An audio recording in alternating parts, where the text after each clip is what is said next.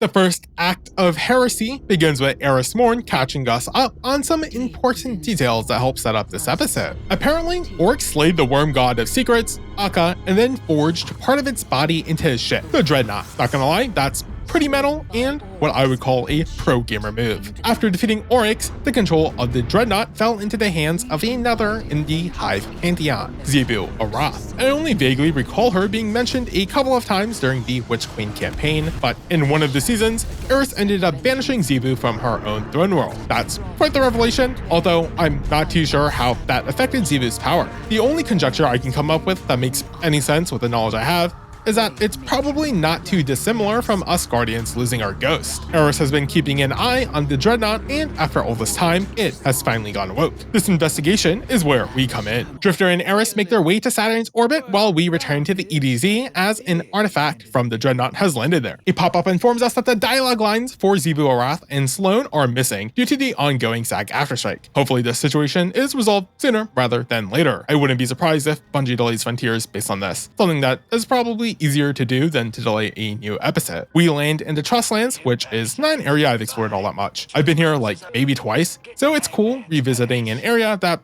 isn't really related to the Dreadnaught at all. As we near the anomalous Blight, Drifter informs us that whatever landed in the EDZ is creating rifts into the Ascendant Plane.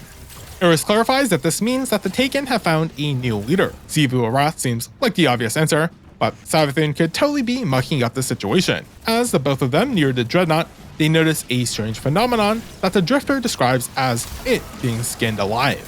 While they land on the Dreadnaught here on Earth, I take care of a couple of Taken and their blights. Well, you slam that like button. As they land, Eris notes that this phenomenon is due to the Taken energies decaying the ship. The ship is carved out of a worm god, so perhaps it isn't as dead as we first believed. We reach the end of the tunnel and need to take care of some more Taken at the end of it. Unfortunately, some blights erupt and block us off completely, forcing us to take a different route. After dropping, Drifter notes that these Taken aren't ones that have been stuck in the Ascendant Plane, and instead someone is using the powers of darkness to create all new ones. Compared to the previous two episodes, it seems like whoever is in charge actually poses a threat to the system and requires some amount of, immediate attention. We reach the anomaly and find out that it's an anchor deployed from the Dreadnaught. I assume that this anchor is bridged through the Ascendant Plane because otherwise the physical implications are quite baffling. The purpose of this anchor is to try to take the entire planet, which is quite the plan. The stakes have definitely been raised, and Gorkal is its gatekeeper. The fight isn't anything special, but the Taken here are especially annoying because on death they leave a Taken soul behind, which explodes after a few seconds. By themselves, they aren't anything, but when combined, I get absolutely nuked. Or at least that's what I think happened, because according to the game, I died from misadventure, which doesn't make any sense otherwise. With Gorkal dead, we can make contact with the anchor.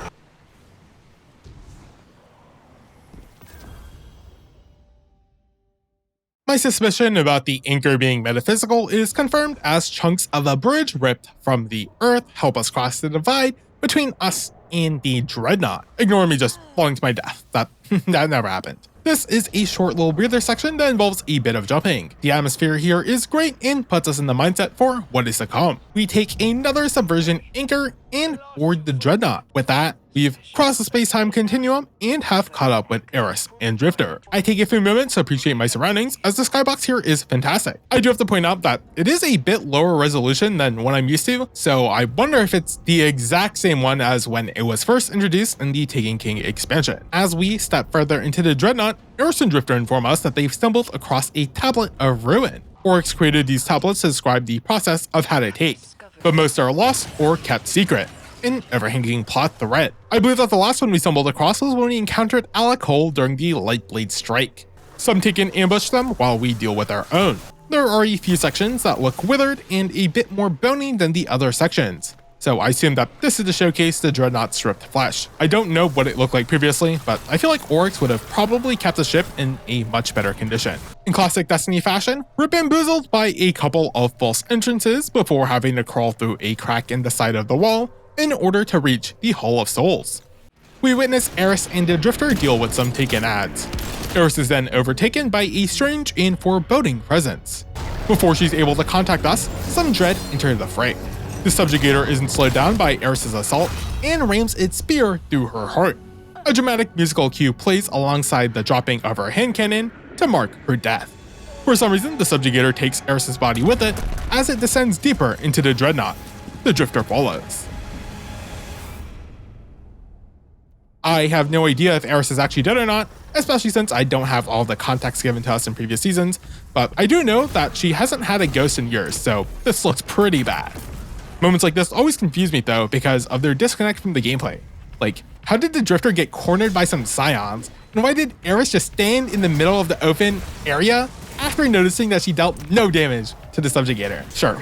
It is interesting to see the Dread in the Dreadnaught though. They seem kind of like the Taken, where they need someone to lead them, which only makes us question who is in charge. I regain control of my character and fight my way to the large platform in the middle of the arena. Even though it's plausible based on our location, I don't think our Guardian actually saw the events unfold. I know it's not going to matter anyway, because Drifter will just tell us and nothing will have changed anyway.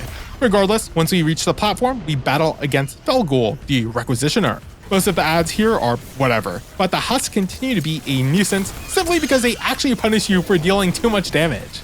After the fight, we're able to acquire a Tablet of Ruin, which serves the role of this season's artifact while being important to the story. Drifter's fury is heard over the radio as he asks anyone for help. I'm afraid it's only us. And if I'm below a ledge, I'm basically dead, so I don't think it's looking too good. The more interesting part is Drifter calling Eris Moondust as a term of endearment. We reach the mausoleum and I'm instantly spooked by some giant taken eyes as our light is restricted in this area. Standing within their line of sight applies a stacking suffocating terror debuff. If it reaches 10, I'm almost certain I'll die, so I make sure that doesn't happen by hiding behind some cover. Some husks pile up in an odd manner, but direct us to where we need to go. As we reach the pit, we take note of the subjugator that executed Eris. Resident Knife, first of the Reshaped. It's protected with an immunity shield while proceeding with some sort of ritual that we must disrupt. There have never been this amount of Grim and Husk in one area before, and when combined together, they are quite annoying. Our only objective here is to shoot some black orbs while not dying. I suppose this breaks the paracausal flow of energies, or something, but we are successful in disrupting the ritual. Realizing what we've done, the Resident Knife leaves. We revive Drifter and recover Eris's corpse. Drifter clutches her body and takes this moment to grieve. In a crazy plot twist, the game then reveals to the player that Eris is indeed alive. I'm glad that they didn't drag on the death of Eris until the final act, at least not to the player. This introduces a large element of dramatic irony into this story though, as everyone will act like Eris is actually dead, which, I mean, technically she is, based on the background and absurd amount of green. I assume that somehow Eris has her own throne world. Whether this is Xivu Arat's or her own is unclear at the moment, but I suppose Eris taking the place of Xivu makes the most sense based on the information presented to us at the beginning of the act. I do wonder how this is now going to resolve, and if Eris will have any long-term changes to her relations. Drifter is going to go through the whole gambit of grief before he learns that Eris is alive, if we even learn that by the end of this episode, which I assume we probably will. I wouldn't be surprised if he's completely accepting of this at the end, as his personality is pretty carefree, but I do hope he takes some drastic actions to shake up the status quo, because, well, he lacks this information. We return to orbit and Drifter talks to us. Eris supposed that this might happen at some point, and left behind some information for us at her apartment. I don't know why, but I just assumed that if Eris wasn't on the moon, that she lived in her ship or something, but sure. While this happened, I picked up the seasonal exotic Lodestar, just the first normal ammo trace rifle weapon, and has the gimmick of becoming a dull weapon with its scoped-in fire pattern shifting to a burst. I skimmed through the lore, and the rumination on the cultural shifts of the elements amongst the Lightbearers is quite interesting. Arc and Solar Light are seen as almost entirely positive, while Void was most associated with the darkness before, well, we actually discovered the power of darkness. In addition to Stasis and Strand, there are other speculative, yet undiscovered elements being saved to sell a future expansion. I'm not sure who the narrator of this lore is, but I speculate that it might be from the gunsmith Banshee's perspective. I also lay my eyes on one of the new episodic weapons, and the design language of stripped flesh revealing bone looks metal as fuck, and I am completely here for it. We fly down to the last city and can enter Eris Flat, which looks way more rundown than what I would otherwise expect. Conveniently, the door is left open for us. Eris went so far in her preparations that she left behind some words for all of the important characters. I do have to say though, it is kind of weird that this just auto-plays and that none of the addressed characters, besides us, are with us in this room. A lot of wasted words, huh? We take a moment of silence in order to mourn her passing before interacting with the obviously out of place taken anchor just stuck in the corner of her room. It sure is there. We hear from Sloane, and for me, this might unironically be the first time ever, as she was not ever really mentioned in any of the expansions from Shadowkeep onward. Attached to the Tablet of Ruin is a quote from the Winnower. The world is not built on the laws they love, not on peace, but by victory, at any means. The possible implications of what this could mean is a bit beyond my scope of understanding, at least for now. Off to the side, a taken shader has been applied to our character model. For now, it seems like this power manifests in gameplay through our ability to control sections of the Nether. I do wonder if this will have some story implications though. I don't think it's going to go as far as us having a taken subclass, but some modifications to our power would be nice. After picking up the mission dossier, we return to the Dreadnaught. The quest takes me into the Nether Explorer activity, which is just a solo instance of the Nether activity. I'm not sure why it defaults to the solo version, and not the match-made version since the requirements for completion are just to clear the encounters and slay some enemies. There are 3 areas available for us to explore in the Dreadnaught, and which one you do first, second, and last seems randomized. I also think each section gets progressively harder, but you should check the wiki to confirm that. The first one we run into is the Tormentor section. Mechanically, this is the most simple section, as the way to disrupt the ritual just involves some ad clear. This then allows us to fight Lezrel, a version channeler. This is finally where I felt the gimmick of the Nether reducing the amount of health we restore, think 0, and when I had to actually use a healing grenade to heal me and not just for Rhinestone procs.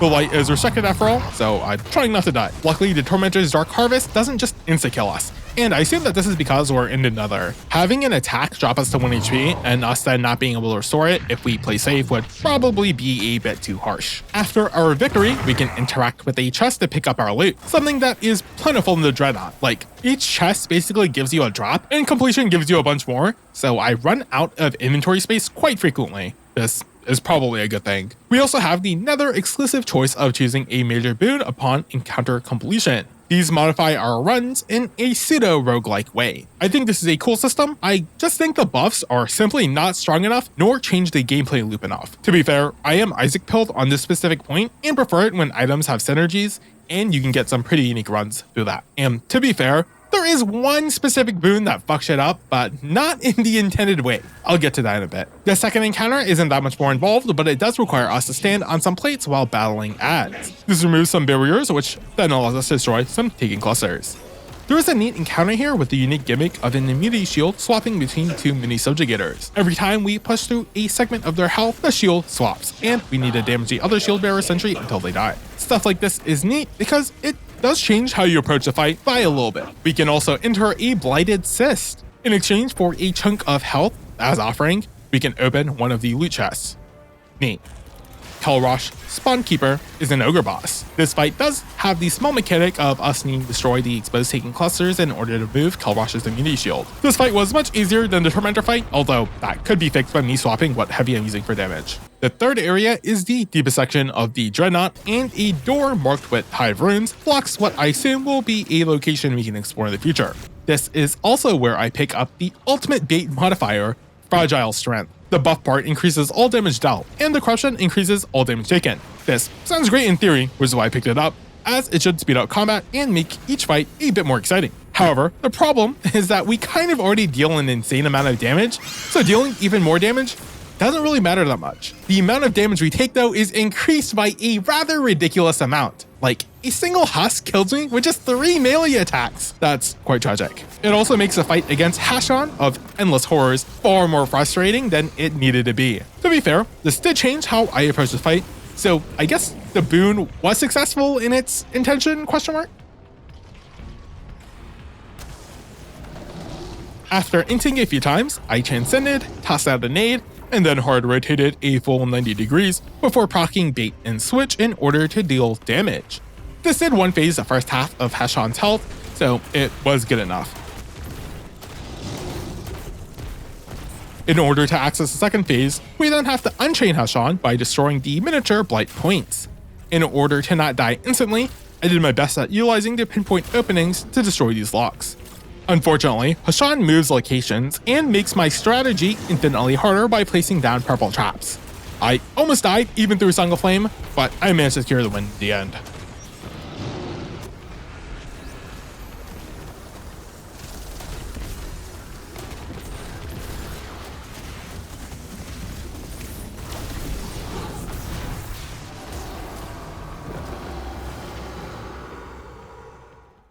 In order to sharpen our sword logic, Sloan invites us to the Dreaming City as an anchor has embedded itself into the spine of Caress. Her plan is for us to manipulate Taken power and use the anchors as a weapon in order to reverse the aversion back to the Dreadnaught. Quite the plan, and I like it. We also meet up with a model of Sloan instead of just hearing her over the comms. A small detail, but it at least gives us something to look at. The Taken eyes make their return here, and while cool, the amount of them just needs to be doubled. Like, I don't even have to try to avoid their gaze here. Sloan goes into how being Taken is all about self-control. I'll take that lesson in mind. This allows us to assimilate the anchor's corruption by ripping out its roots and absorbing some of its energy. Sloan says that we are not yet blighted like her, so it seems like this power has an official name. I'm interested in seeing how these powers manifest through gameplay. It probably doesn't need to be a full subclass, like I mentioned earlier, or go as hard as prismatic, but I'm hoping for something. I return to Eris Flat and read the Act 1 Good Warnings text.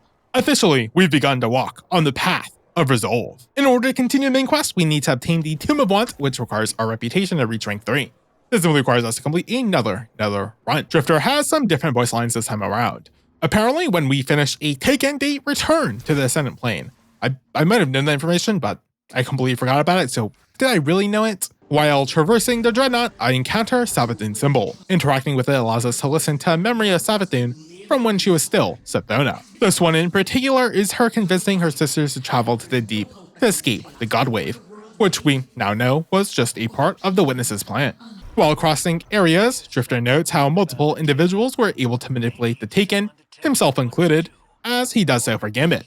This leads him to question, who asked for Eris's death? I speculated on this earlier, and Zivu was the obvious answer. However, since the Drifter is bringing this up, I almost wonder if there's some sort of fuckery going on and somehow Eris commanded the Taken to kill herself. After clearing the activity, we're able to listen to Drifter's lamentations. We're apparently the closest thing he's ever had to a friend, which is pretty sad. I guess Eris was more, and Elsie Bray is irrelevant. With that, week 1 comes to an end. Drifter lets us know that there's an absurd amount of energy funneling from the Dreadnaught to Savathun's throne world. Savathun is clearly up to something, and we even hear from Luzaku about this matter, although she's still out of the loop. We need to clear our way to Savathun's temple, and I will say that I enjoyed this act has us traveling all around the soul system. It makes the scale of the events feel that much more impactful, while also allowing us to revisit locations that are severely underutilized. Taken blights have corrupted the temple, and as we reach her statue, Savathun herself makes an appearance. Her ghost has been returned to her and filled her in on the current events.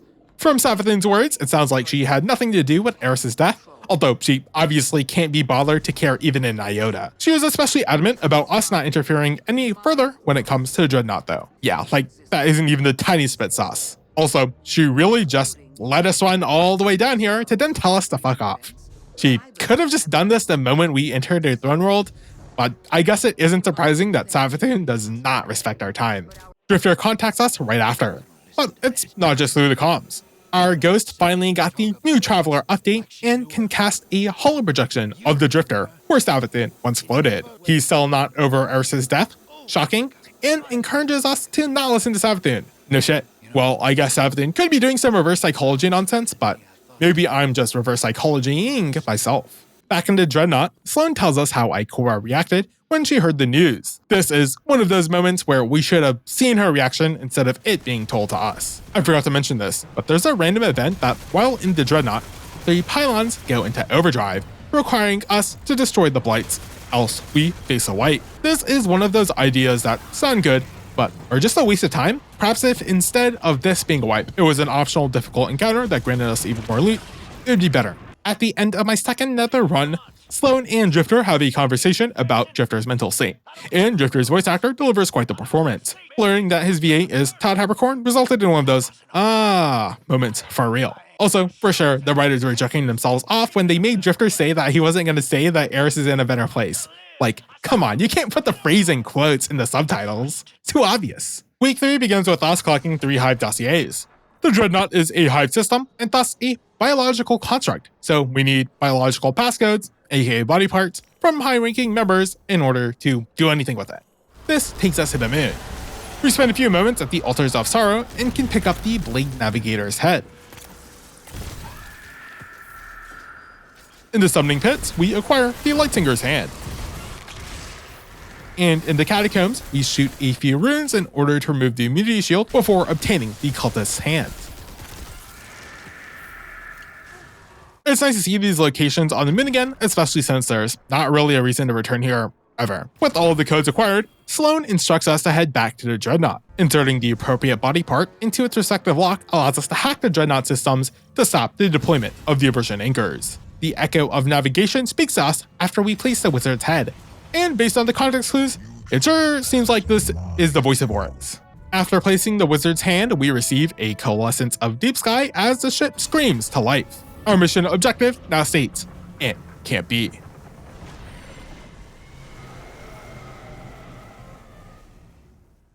We make contact with the Echo as a memory of Oryx reveals himself. The voice of Xivu, Arath, and Savathun herself soon follow. Interestingly enough, all of Xivu's voice lines are caps locked, so I take that to mean that she's shouting these lines at the top of her lungs. I can't help but giggle at the irony that the voice of Xivu Arath is completely mute though. The memory of Oryx was from when he first created the Dreadnaught, and so Xivu and Savathun fill him in. Xivu points out that if he fells his slayer, then his throne shall return. However, Oryx is a true believer in the sword logic, and thus decides that if we were able to destroy him, then it is us that are in the right. I know he wanted to destroy all of humanity or whatever, but I can definitely respect him sticking to his principles. Savathun has seen the light, quite literally, and knows that they don't need to follow the sword logic at all. Xivu cannot accept this reality, and vows to avenge Oryx at all costs. This results in her summoning her forces to eliminate our existence, forcing us to escape. I feel like I could just solo her entire army at this point, but we aren't given the choice. This sentiment is exacerbated due to the fact that none of the enemies here even deal any damage, so they're not threatening at all. This escape was complete freelo. With that, we return to orbit. The conflict and the ideologies of the Hive Pantheon have now been brought up, and I wonder what is to come of it. Oryx called us his heir, so maybe we become the Echo Bearer at the end of the episode. That'd be sick, but it's probably just going to end up in the hands of Eris. I return to Eris's Flat and deploy my ghost. The Drifter left a final message for us, as after this, he's going dark. Apparently, he tried something to bring Eris back to life, but it didn't work. The fact that he doesn't expand on what he tried to do and insists on us not asking him is pretty sus though. Like, seriously? What in the world could he have possibly tried? With the message delivered, he walks away, continuing to drift amongst the stars. With the stakes established, Act 1 of Episode 3 ends here. Like the rest of the episodes, all the first acts have started strong, and just based on the established stakes, this can't just not go anywhere, so hopefully Act 2 and Act 3 don't fumble the bag. Week 2 begins with us visiting the Shrine of Oryx on the moon, as Eris desires to teach us another method to strengthen our whole untaken power. A threat is forming on Luna, our moon. It cannot be left to congeal from mere blight to aversion anchor. The fact that blight is able to transform into an aversion anchor is a rather interesting concept. But where there is threat, hides opportunity. I shall teach another method by which you will strengthen your hold of taken power and shatter theirs. That sounds pretty exciting, to be honest. Being able to wield some more taken power is kind of exactly where I wanted the process of us, learning to control taken power in the first place, wanted it to go, which, I mean, it makes sense. If we're going to learn how to control the power, obviously we should be able to use it eventually, and so it seems like we are continuing further down that path. The Hive twist arcane threads ahead of you. Their spellcraft pulls at the gathering blight here, adulterating Luna's crust beyond the Hive's normal perversions. And I hear whispers playing at shapes made real. Shadows of shadows aching to speak words into being. Do not dally. To be as the Taken are is not control, but acceptance of your weakness and ambition to seize power. Costs be damned. Eris's overly dramatic way of speaking is quite entertaining to listen to, even if what she's saying basically surmounts to, yes, I'm gonna teach you the power. Go to this location. This line actually shows Eris has a different understanding in the philosophy of the Taken, where Sloan is all about that. Taking is about control. Eris has a different perspective in that it's not completely about control, but accepting your weakness and ambition to seize power at all costs, which is what she thinks it means to be Taken. And so this divergence in philosophy is quite interesting, seeing how it differs from Sloan. Obviously, their life paths have diverged into how they understand this power and how they're able to wield it. So it is pretty interesting to see this philosophical difference where it's head here. And we're probably going to follow, Eris's path. And as we saw from last week, that result in Eris wanting us to take control of Oryx and the Echo and to bring that into her throne world rather than destroying Oryx like Sloan wanted. That ogre is undergoing the offering. The Hive do not possess this power. Without Oryx or the witness? How? I fear another's hand may carve these new Taken into being. So not only did we get to see a process of the ogre being taken, which is pretty cool, we also have Eris hinting at, the power to take being reserved to previously Oryx, and now that we know that he's not the one doing the taking, someone else is. So the mystery on who now controlled the Taken and presumably who ordered the murder of Eris is coming back into play. The Taken King's blessing. The wizard's ritual has yet to complete. End it here.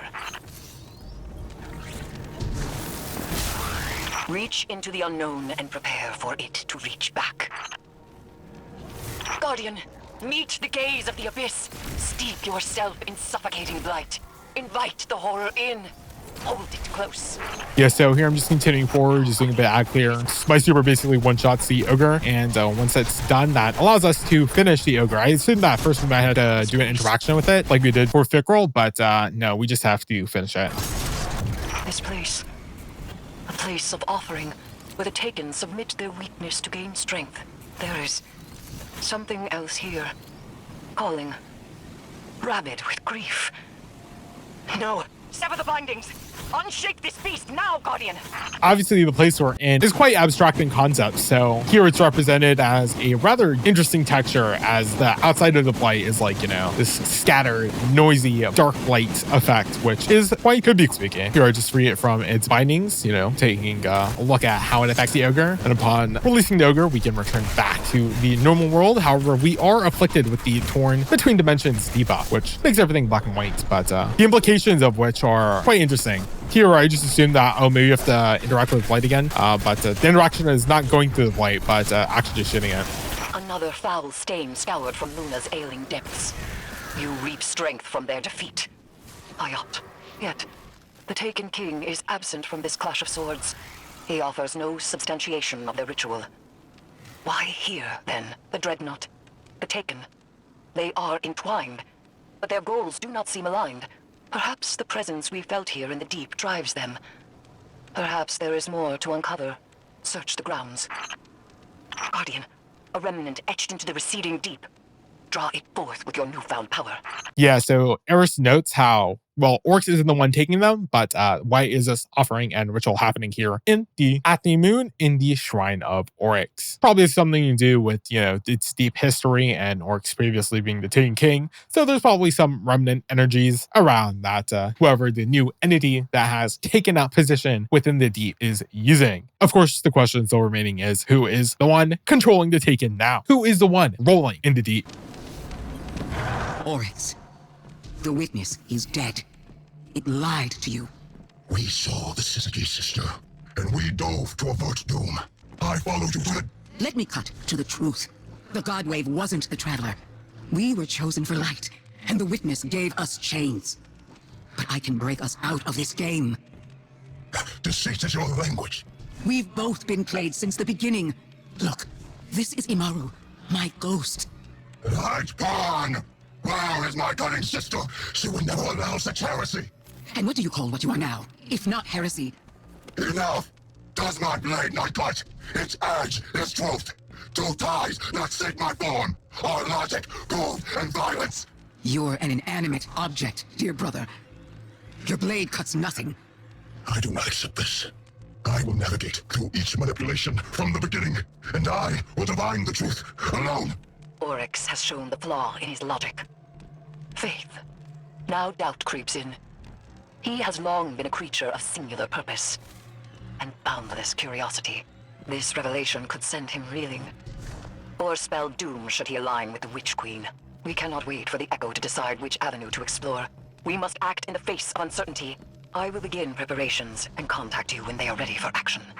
Here in this memory of Savathun, we're actually able to pierce in and listen in to Oryx and Savathun having a conversation. Savathun reveals that the witness lied about the Godwave, and the Godwave wasn't the Traveler, it was the witness. Oryx basically calls her a liar, but Savathun then proves it by summoning out her ghost. Oryx is distraught at this revelation, as the entire reason he became Taken King was, one, because of the witness and its whole plan, but also because of Savathun is how that communication happened. So Savathun was the one who informed them about the deep, to warn them about the Traveler, so her wielding a ghost is obviously quite the significant moment for Oryx.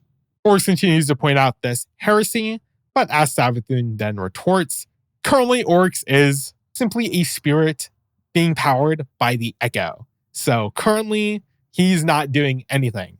So in fact, by his own logic, he is a heretical figure. And with Oryx now knowing about this inherent contradiction in his own logic, faith in what I assume is himself and his ability to follow his own logic is starting to shatter, which should allow us to have some more control over him. After that, we return to the Nether to harvest the flesh of Akka. Long ago, Oryx sought the worm Akka in the Ascendant Plane, but was denied the secrets of the deep. And so, Oryx slew the worm and communed with the deep himself. In this communion, he learned the power to take. Conveniently, the flesh of Akka is marked on the map, so we just have to destroy it in order to obtain a piece. I assume that the flesh of Akka is returning here because of the whole power of the Echo. Presumably, if it brought Oryx back to life, it might be also bringing Akka back to life, or at least parts of it, and that's why we're seeing the changes happen to the Dreadnaught. Now, after getting these 3 pieces on the Trenchway, I did go ahead and reset my instance of the Nether in order to obtain the last 2 pieces. So I obtained the 5th piece after a quick reset, no problem. I returned to Eris Flat before traveling to her throne world. Do you feel that, Guardian? The writhing power within you, palpitating. Surrender yourself to the call of entropy. Let it become your blade. You've got a lot of faith in ancient taken energy we know nothing about. Such is the nature of faith. A belief in our ability to subsume the primordial. Faith is curiosity, not fear. Fear's natural. It's a warning. Respect for what this power's capable of. This is a weapon, because I contain it. It's not a part of me. It's a tool. I recognize the color of grief within you. You have yet to embrace it. I never will. Power is control. Without control, you have nothing.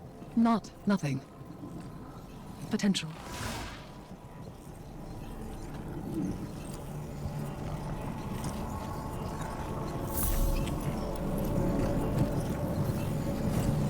Potential. Without control, you have nothing. Not potential.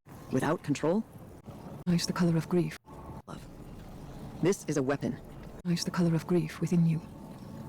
You have yet to embrace it. I never will. Power is control. Without control, you have nothing. Not nothing. Potential. So here we get more of the disagreement between Eris and Sloane and their philosophy and how they view the Taken and the Taken power. Honestly, this is pretty interesting conflict between the characters, and the fact that it materializes and manifests in quite a tangible way that we are experiencing is also pretty relevant to the story. So it feels quite like a quite realistic conflict. Fundament. The Witch Queen, in delivering truth, has set her brother's mind. Savathun did not expect this reaction from him. Her misstep has created a new complication. We cannot allow Oryx to escape. We must force a confrontation. With the flesh of Akka, I may do so, but the Deputy Commander's doubt. She tells me my methods are based on faith. Faith. The same flaw in Oryx's logic. I did not challenge the word. An argument here would only divide our cause further. But when it is faith in you. And when it is not, it is ambition. Binding the echo of the Navigator to my throne will require immense power and the precise application of will. Together, we possess both. Then we may discover a way to excise Oryx's foul essence. Only a being infused with taken power may wield Willbreaker. Sloane and I will guide you to that becoming. Keep the faith, my knife, my acolyte. We must not be stymied by an adherence to order in pursuit of safety. This is the deep. This is the Taken. There is no safety. Of course, we're only chasing after it. But in any case, here we have Eris divulge more of her thoughts after the disagreement with Sloane. The entire disagreement lies on how the semantics of the word faith are used. Eris is, however, making the distinction of faith in yourself being different from faith in other people. After that, she reiterates how Sloane and her will continue to guide us to wield the Taken power in order to then presumably, well, I say presumably, but that's pretty explicit. She literally says, only a being infused with taken power may wield Willbreaker. Sloan and I will guide you to that becoming. It seems pretty clear that next week we'll probably gain some more taken power before then in Act 3, wielding that taken power in the form of Willbreaker. So I'm pretty excited to see us wield the Sword of Oryx and how that's going to manifest gameplay wise. I assume it seems like it might be too strong. It might be beyond even an exotic, but who knows? Maybe the taken power will become a separate subclass entirely, kind of like Prismatic, but that seems kind of ambitious for an episode. So maybe that might result in something later on. But it is, I mean, once we started wielding taken power, I did expect us to continue along this path, but seeing where it's ending up and us being able to wield Oryx's sword, Willbreaker, is actually a pretty exciting conclusion to us learning this new form of power. I do hope that, it does have some other gameplay manifestations, as that does help make the story feel more impactful. But that brings us to the end of week 2. All right, our quest for the Barrow Dyad begins with me Googling how to obtain the Barrow Dyad. There's apparently a couple of locations that you can first access the quest in, but here I am in the Hall of Souls in the Little Mill Arena is where I found my first Blighted Cyst. Once in this cyst, we were able to run around a bit, but the main object of interest is a rune on the little glowing green hive barrier and the platform on the ground. So the platform points in a direction, but this direction doesn't actually line up with anything because most of the time you can just ignore it. Instead, you have to pay attention to the little message on the bottom left hand side of the screen, where in my case it says something whispers to the right. So as I step on the platform, I look at the rune and move in the right direction, in my case the right, and that transports me to a different version of the cyst where I'm able to obtain the taken osseous fragment. All right, so we head back to Eris Flat and interact with the shaping slab. Sloan has a giant wall of text for us to read through. You can do so if you really want to. She just basically says, here's a fragment. Good luck, bro. This takes us to step 2 of the taken path. Find something the Hive have concealed somewhere in Sorrow's Harbor. To the moon, Sorrow's Harbor is just one of the locations we can straight up teleport to. And where we are headed is the K1 Revelations Lost Sector. All right, after we enter the Lost Sector, all of the ads actually just despawn before my eyes. I'm like, bro, what happened? So obviously, this is what happens as a part of the quest chain, but initially I'm confused. I'm like, oh wait, did something happen to the Lost Sector? Why are none of the ads spawning? Then I noticed the Taken Blight. I'm like, okay, so no, this clearly was supposed to happen. I noticed, one of the platforms that we can sit on. I'm trying to take a note of the rune. Boom. There we have it, the little Vex head rune. I tried shooting at the rune to see, if the message will respawn because I forgot what direction I needed to step in. So I'm literally just staring at the rune like, surely something will happen. All right, I get off the plate and take note that says something behind whispers, and this takes me into a modified version of the Lost Sector. So I'm like, okay, whatever I did correctly. And I took note of the rune and the direction I was to step in, which apparently don't matter. So very, very cool. But here I just need to take care of some of these taken ads. Not a big deal. This eventually culminates in a boss fight against the Keeper of Power. Just a simple Chaos Reach absolutely beams it down, no problem. And I can go ahead and collect another taken osseous fragment. All right, step 3 takes us all the way to the Cosmodrome and into the Forgotten Shore to the Velis Labyrinth Lost Sector. This is apparently a Lost Sector I haven't completed quite yet, so this is going to be the first time I complete the Lost Sector. I don't know why you go in the cave behind when clearly, Lost Sector is pointed at the shift, but here we go. Just going to follow the path downwards, and this one is actually a bit confusing, and I end up wasting a bunch of time because the first blight is actually not obvious. So I actually just since it's the first time in this Lost Sector, I end up running all the way backwards to back to where the marker is. And I'm like, wait a second, that's not right. Then I found myself all the way at the end of the tunnel and looking at the objective marker, and I'm like, bro, there's nothing here. So I end up finding a plate and one of the runes, but when looking at the rune, nothing happens. I'm like, bruh, what is wrong? Clearly, I must have missed something. And I did. All right, so I run back towards the entrance. I take a turn and notice that, oh, there's some blue light. So here is a rune that I need to step onto. And without even paying attention to the rune or the direction I was stepping in, I accidentally completed the I completed the instructions. I'm like, bruh, I need to go back run all the way back now because I didn't take note of what the rune was, which I'm gonna repeat again. That did not matter. So I'm wasting time here for no good reason. Yeah, and sometimes the plates it's a bit finicky. I'm like, bro, I'm stepping forward. Hello. Yeah, sometimes it just takes a couple of tries to get it to activate properly. I'm like, okay, you're noticed. Let me step in a direction. Nope. Something whispers forwards, and there I'm crawling, and I end up I end up completely falling off the map. Wow, a great series of events. All I wanted to do was activate the rune, and I took 2 steps forward, and I ended up disappearing off the map. Great job.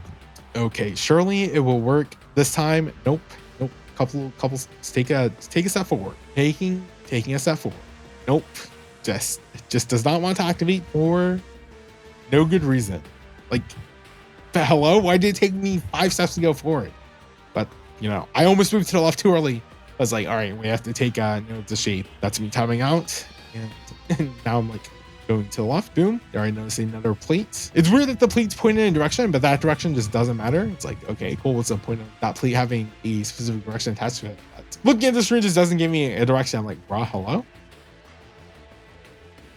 I just walked backwards, and apparently that was correct. So that activates the transformation of this lost sector, and go ahead and clear it out. All right. After running back and forth between the entrance and this final platform here, we finally get the final boss of this area to spawn. Akbarl, rival of Nevoda. Wow, Chaos Reach demolished him, no problem. I moved towards the body because I'm like, oh wait, do I have to rush to go? So I'm like, wait, no, that's not the mechanic introduced quite yet. But this takes us to step 4, where we just have to head back to Sloan. Good progress. I'm refining our search parameters, blah, blah, blah. Apparently I don't care enough. Let's talk next steps. Sloan says, when you return, energy signature update. It's real. But Tio Chain says it's oscillating in a way that makes it difficult to isolate even now that it isn't blinking in and out of existence. We'll need more of those fragments. They're like precipitated taken energy. And that's where things get complicated. More complicated, Sloan amends. The ones you found earlier were hidden by hive rituals. These 3, the trail goes cold hard. It's like it cuts off 3 different spots. Same taken energy signature overrides the one we're looking for. Probably some sort of protection. She thinks about it. See a chain words behind her shoulder. Similarly thinking. A curse, maybe, Sloan says. Words and curses are pretty much the same thing to the taken. She sounds frustrated, despite clear efforts to lock it down into pure professionalism. Your fragments might have been moved from there to secondary locations, or might be on site, she says. Start by scouting the locations until you find something taken that doesn't belong. Might be a blight, might be some kind of relic. Just look around. When you found it, hit it until it stops working. It could be there's room for more delicacy, but if all else fails, you have firepower, for a reason. Sloan grimaces. I'd go with you, but someone's got to run Overwatch. Do what you do best, Guardian. I trust you. She repeats this dialogue for all of the curses, and interestingly enough, I don't know if these specific sections of the quest were broken or something, but they are auto-completed and we don't have to deal with the curses, and we can just skip and go straight to the Nether. Alright, starting from the Hall of Souls, so I just head to the center platform and then get stuck on the stairs and then head to the left. Not into the cubby. The cubby is just a red herring, and I find a statue, call to power, boom, 100 power has appeared behind us. Just a wizard, no problem, too easy. And that allows us to gain another taken, or technically our first taken osseous fragment, and clears the Curse of Endurance. Right, the second statue is headed basically right next to spawn to the right. In the pit below, there is a statue. We go and deposit our call to power, take care of the wizard, double chill clip, boom. Classic glaive melee combo that clears the Curse of Urgency. All right, continue forward, and luckily I do enter the fount second for my second area, so I don't have to waste time reaching the third area. All right, so I head to the opposite side from where the door is, and there is this little open area platform right here. Gonna go ahead and just melee them, kill them real quick. Probably take care of this blight because it's gonna bother me otherwise. All right, light taken down. Just head to the right and boom, there it is. The third fragment, or just have to take care of the 100 power real quick. Wow, not even a challenge. To the victor, an offering, and that is our third fragment. And with that, we've progressed to the last step of the Taken Pack quest. Plus, taking Osseous fragment will give you enough signal to locate and pursue a powerful Taken energy deep within the Dreadnaught. This realizes itself on the map as the exotic mission Derealize. We spawn in Recce, Seeker of Power, being immune while you have to take care of a bunch of ads. Oh, he's actually attacking us. All right, as for clearing the ads, the Tormentor spawns pretty annoying, but you know, not too much of a problem. Well, it's more annoying when we're silenced, but still not too much of a problem. Go ahead and hit it with choke whip, hit it with the melee a couple times. Boom, I have a super use on it if I wanted to, but I'm just BMing with melee attacks for no good reason. Just finish off my super probably, no big deal. Kill off that other objective targets. Of course, it's a husk, really annoying, but luckily, even though we're in the Nether, we aren't in the, or we're in the Dreadnaught, but we're not in the Nether, so we can regen health. Wow, that is a lot of Grim. It's pretty annoying. Take down another Torment. We finish that off real quick, no problem. Bunch more ads. These Strain Reavers are no joke. Bro, how am I gonna get pulled from full HP to 1 HP and then killed instantly? Just from being smashed into the barrier. Like, really? Cringe. Just hit him with my big stick, no problem. I mean, this is strangely effective against a subjugator. Better fall away, I'm no expert, not like Eris, but that looked ritual. Nice line, Sloan. That looked ritual. Like ritual-like, I guess. But that the witness, what rituals do the Dread do? What do they do? Can't be anything good. That's a good question. Subjugator initially, when they brought Eris and Drifter down with it, was performing some sort of ritual. So be good to know, get some more context on what they could possibly be doing. I'm sure that Taken power I've been sensing, the Taken and the Dread have both been pursuing, is closer than ever. You know how it goes, there's no chance that the Dread are a separate mission. It's too much of a coincidence. Turning on its own troops, something's gone wrong here, and this begins a fight against Recce, Seeker of Power. Caught up to him, boom, take care of these ads, and I end up getting absolutely destroyed. That's crazy. Watch out, me. Gotta be a little more careful, apparently. We got 6 Sentinels to defeat, so, you know, just making sure I prioritize them as enemies, even though everything is basically dead at this point. Actually, there's a bunch of signs here.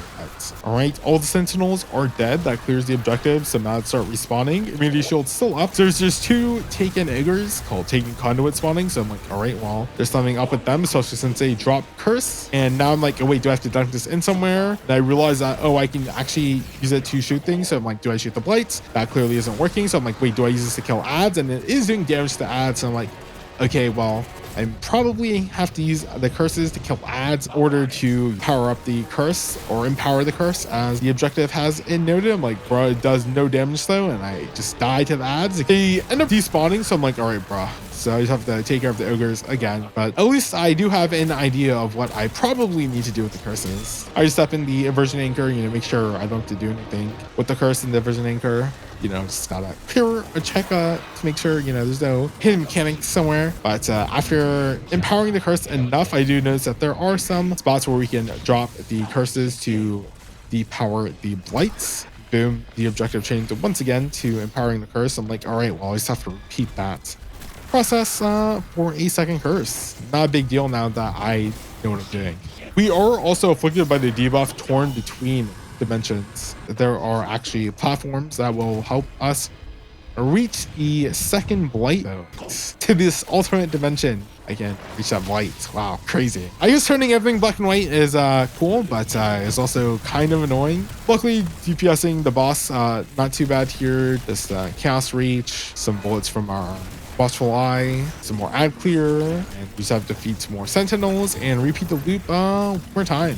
All right, Curse 1 empowered and Blight 1 destroyed. Wow. And Curse 2 empowered and Blight 2 almost destroyed. There we go. Now destroyed.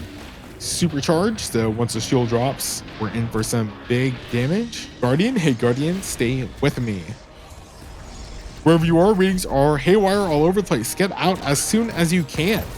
So a bunch of Taken Eye spawn. We're trapped in some sort of blight with the Seeker of Power itself, but we take care of it with a Chaos Reach. Sloan, I still can't get a good fix on you. Do what you have to do to break out. It's all up to you. I trust you. No escape, reality terrors. So clearly we're trapped in some sort of dimension, and I'm taken back to the lost sectors when we have that teleportation thing, or when we have the little teleportation and rune markers. So I look back onto my paint picture of the runes. I'm like, maybe the directions mattered, but they don't. And now I'm like, right, well, maybe the direction on the pad matters. It doesn't. But the specific rune does matter, and it takes me a bit longer than I would like to admit. But obviously, I do realize that the reality tears automatically transports me to one of the different zones, and we are looping zones and runes. So this is the first one. So I'm like, okay, well, maybe I just have to or just have to match the runes with the pattern above. All right, so here I loop back and I take note of the rune. I look at the rune, move in direction noted. I notice that the pattern at the very top has actually, like, one of the runes broke, and I'm noticing that it seems like I have to probably do this in order. The teleportation is also finicky, so that's me messing up. I'm like, oh, bro, I have to repeat this over and over again, just because, you know, it's finicky sometimes. But boom, that's one broken, and then I accidentally take one step forward and it auto completes. So that's what I'm fighting here. Honestly, the finickiness is what I have to fight against the most. All right, so finally loop back so I can break the first rune. Now I'm making sure I'm trying to jump onto the plate as perfectly as possible. That's not the rune I need, so I need to make sure I sit here or stand here, do nothing, wait a couple seconds. Maybe this rune will be the one I need to use to break, and it is. Boom. And now I just have to wait for the final rune or the final location to break the final rune. Make sure I land on the plate. I'm too scared to even move a little bit. I'm like, bro, hello, I don't want to waste time.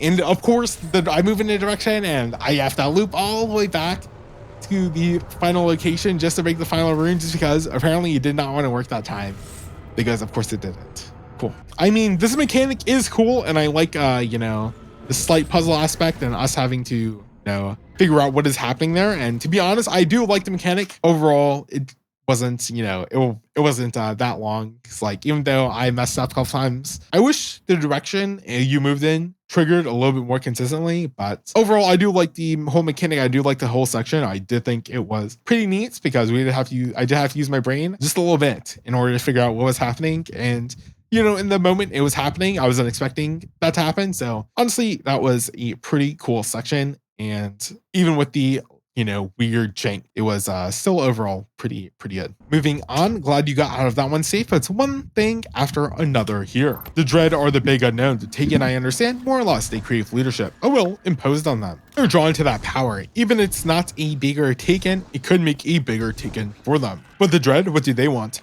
The obvious answer is power, but I wonder if it's that simple. So while Sloan is not talking, I follow the objective marker and, you know, pick up another osseous fragment. The next path forward is not exactly entirely obvious. I notice you know, the crystal lighting up this area, and I take a look down this giant pillar. I'm like, surely that's not where I have to go. So I end up running backwards and waste a lot of time because I noticed a taken blight. So I'm like, oh, maybe I have to head all the way back down. The game lets me know that that is not quite correct. So with that not being the correct direction, I'm like, well, maybe I actually do have to head down here, since it was at least lit up, and that ended up being correct. And I'm shaking my mouse, like, wait, bro, no way. I had to drop down here, and I end up dying instantly because I dropped down a little too much. Sloan, something's still bothering me. The taken energy you're headed toward, it's not flickering anymore. It was blinking in and out.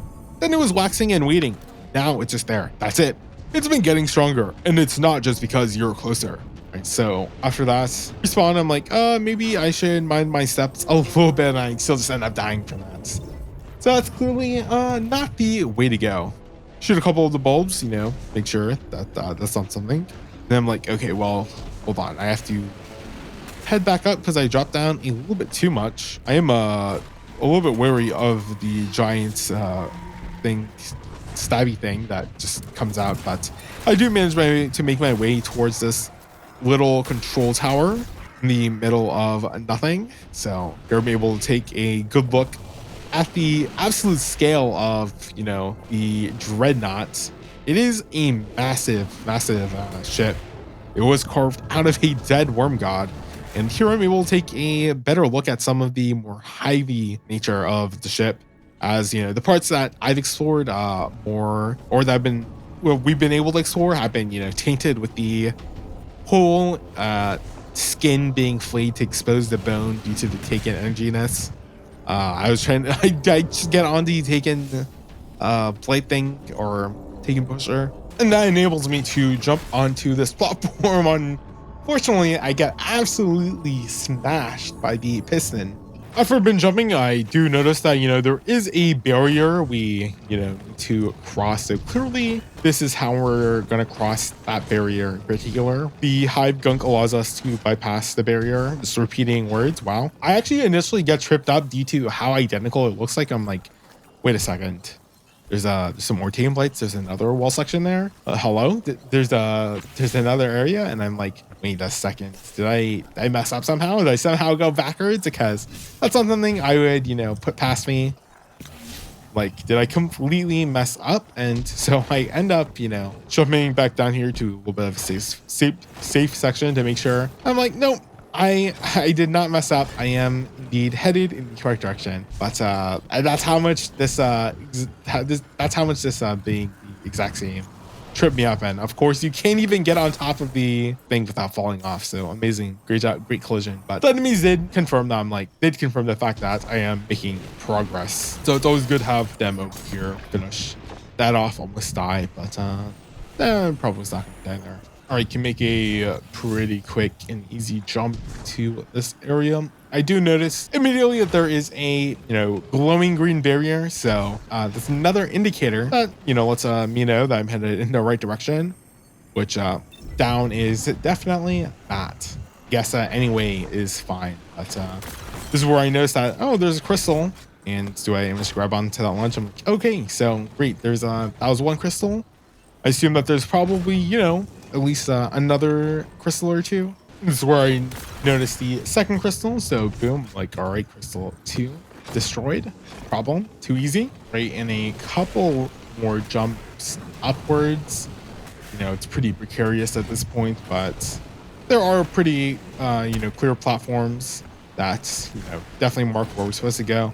This is where I noticed that there is one more rune. So I'm like, all right, there's more crystal that I need to clear. I die a bunch and I end up wasting, like, you know, I would end up wasting like 5 minutes just jumping around this entire area, not finding that final crystal. I'm like, bro, where is this? I end up just shooting, you know, this entire ravine. Like, oh, maybe hopefully, you know, one of my bullets will accidentally, you know, give me some damage indicators to let me know where the crystal is. I'm like, bro, where could this crystal possibly be? And since I couldn't find the crystal at all, I was like, bro, what if they put the last or supposedly first crystal? Of course, I can't. Not only did I not die from the jump and lived, I then committed to the jump and died. Oh my God, this was a disaster. I can't even think straight. But no. So supposedly this, good job me. I didn't even remember that happening. Got stabbed. At least I didn't die to that. But like, now I can get to the thought process of like, what if these madmen put the first crystal all the way back here? And they did. Luckily, it did not take me that long to spot. But it looked a little bit ambitious of a jump first, but these 3 walls actually line up quite perfectly, or at the perfect height to guide us to where we go. So the trek back up was actually way easier than it was the first time around. And the barrier has gone ahead and auto-dissipated. And now the objective markers are, you know, lining the path forward for us pretty perfectly. I'm not just gonna tell you to turn around. You can't just leave it alone. Where there was one Dread Commander, more will show up. You need to investigate and do what you do best. All the same, be prepared for heavy resistance. Don't go in half-cocked. Reload your weapons. Take stock of the area. You know the drill. Come back alive. Whatever it takes. There's some more taking balls. I'll take note of the objective marker. I'm like, okay, we'll have to do a bit of a weird turnaround jump here. Do a little bit of air strafing, no problem. Put my straight in the fire, too easy. So I do notice that this is a bit of a plate section, but I don't actually need to end up sitting on it, and so I can just place down a rally banner to start the encounter instead. This room's got hive magic all over it. I swear those runes look familiar. Where are Eris's note? Investigate whatever's in front of you while I do that. The energy coming off it is incredible. Barring another source, it's probably what you came for. And there it is. We get a good look at the Derealize. I have to go into my settings in order to disable the HUD because, of course, there's no photo mode, cringe, but there's a good look at the exotic SMG. Honestly, it does look pretty sick, I'm not gonna lie. Definitely giving off that fossilized look. No doubt that was its intention, but after that, we can go ahead and just pick it up. Boom, the Derealize, Coalescence of the Knife, and Coalescence of Sorrow. So we did pick up a Coalescence of the Sky from like forever ago. So it seems like that's going to end up becoming a factor as you, or being involved with the Derealize, probably for its catalyst maybe. That's going to go ahead and officially start off this encounter against Zirkur, Taken, and not Taken. So damaging the first boss enough allows us to enter a different dimension where we can deal with the other adds and Zirkur Taken version. The boss actually swaps between the Taken and non-Taken version, with the platforms swapping depending on whatever realm or not realm we're in. Boom. So once we're done with one phase, we just have to shoot some balls, allowing us to travel to a different dimension. The suffocating terror eyes have reappeared, actually coming into play, making sure we are forced to take some amount of cover. But luckily, some of the reputation ranks allow us to decrease those stacks, and we're able to just clear adds, clear the, it's mainly a lot of ad clear, do some damage to the boss with our super, because we just gain so much super energy off of ads. It's insane. It's honestly like something I'm not really thinking about. I'm actually using the delayed shield to block damage just because I'm like I can. But yeah, I have my super backup for Zirkur not Taken. Go ahead and finish it off, no problem. Zirkur takes on a new shape, because of course it is. The final shape is not so final apparently. We were pranked, we were lied to, we were bamboozled. But Zirkur becomes fully Taken, and this is where the plate from earlier actually comes into play. And we just need to step on the plate in order to seal it. No problem. Dude is moving so slow, like wow. It's not even, he had no chance. Apparently we just know the high versions to seal off this door, but maybe this was just a pre-planned mechanism that just exists. We can go ahead and collect our loot, and boom. This allows us to access the dyadic ascension quest and completes the exotic mission, Derealize. Act 3 begins in a rather abrupt manner as Xivu Arath manifests a projection of herself while we are patrolling the Dreadnaught. I am strife. I am death. I am Xivu Arath, and I am your end. Your false god cowers in her cyst world, scheming to profane a true throne. Defy me. Lift your blade to mine. Let their edges clash and keen and sing. Raise a head to the god of war.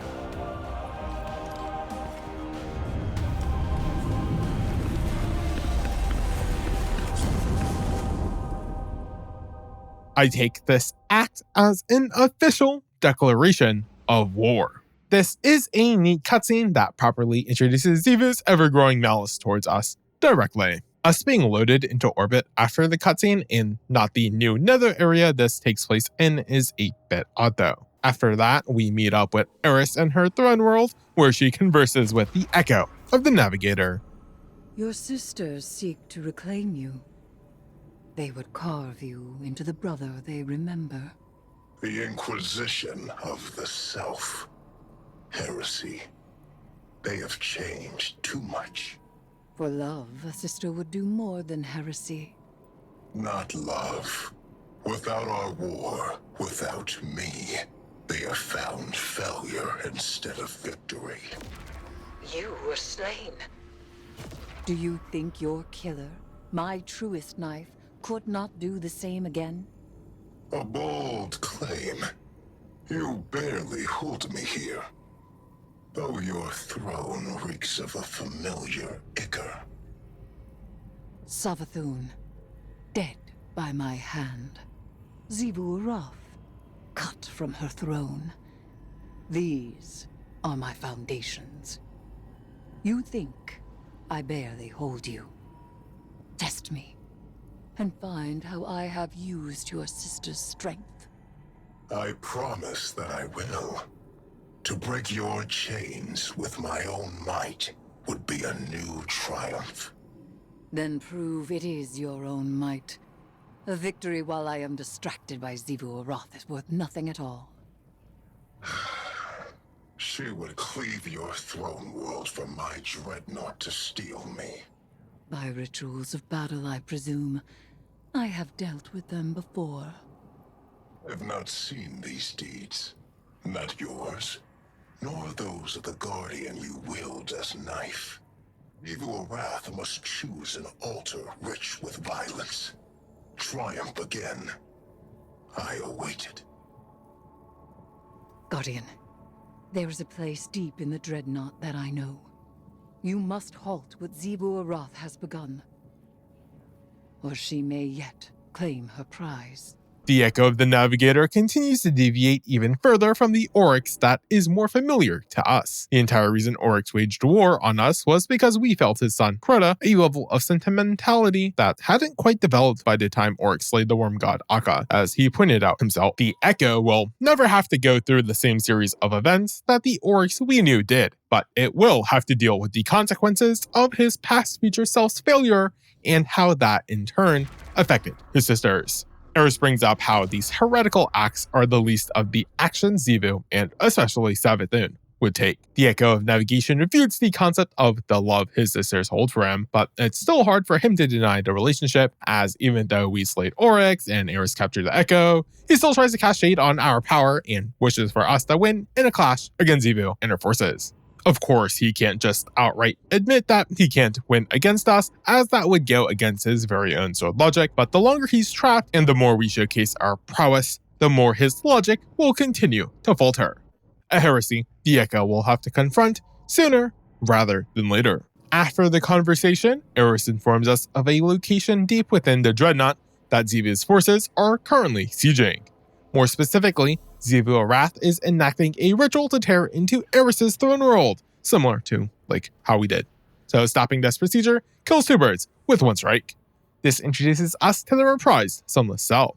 I never played the original, so while going through it, I will talk about what is there, but I can't talk about the differences. In orbit, Eris fills us in on how and why Oryx created this prison network. Once, these cells were kept by Oryx. He imprisoned defeated enemies and discarded progeny to be stripped for chitin and repurposed into something useful. Now this prison is occupied by the Taken, and Xivu Arath's hive come to bring the war to them. The part that is a bit unclear is who the current Taken belonged to. This either happened when Oryx became the Taken King, or are the Taken that belong to the new mysterious force hidden within the deep. We're dropped into the mausoleum and have to traverse through ports of the Dreadnaught before actually reaching the cells. This helps in making the new area feel cohesive to the ship as a whole, and don't worry, I will be filling in for the missing voice lines. As we stumble across the first of Xivu's hive, Sloane contacts us. No matter how we slice it, Xivu Arath gains power from fighting. We're in a poor position to start. Xivu Arath constantly growing from this conflict is spooky, but a bit of a downplay of what we're able to accomplish. Be efficient, strike fast. Disrupt her ritual before it can gain traction. This addresses the previously mentioned problem while clarifying our mission objective and strategy. We need to prioritize speed and efficiency in order to prevent Xivu from maximizing her gains as we battle her brood. Xivu seems up wiretapped into our comms though, as she just casually butts in. I know your tactics as the blade knows the meat of offering. I am with you all along. Sloane says ignore her. This is a situation where we know how Xivu gains power, and she knows that we know the best way to mitigate this. We know each other's game plans, and now it's all about the execution. We eventually make our way to the founts. Xivu, instrument of war, bring me a feast. This is just a basic command. Sloane, her forces glory in these fights. They build tides in battle, not only victory.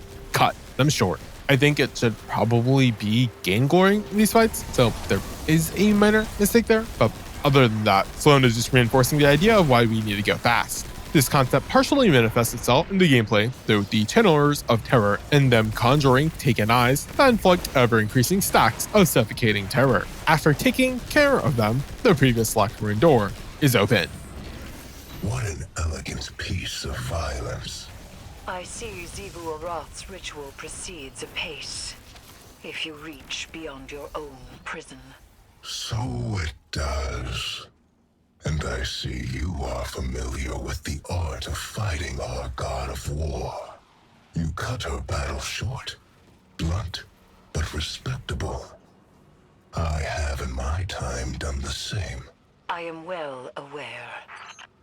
The Echo of the Navigator chimes in and pseudo compliments us for figuring out the best tactic to counter Xivu Arath. The Echo uses this moment as a platform to boast about its previous accomplishments in a rather self-congratulatory manner, events that we are completely aware of. Sloan contacts us moments later, taken putting up walls after the Hive are already in.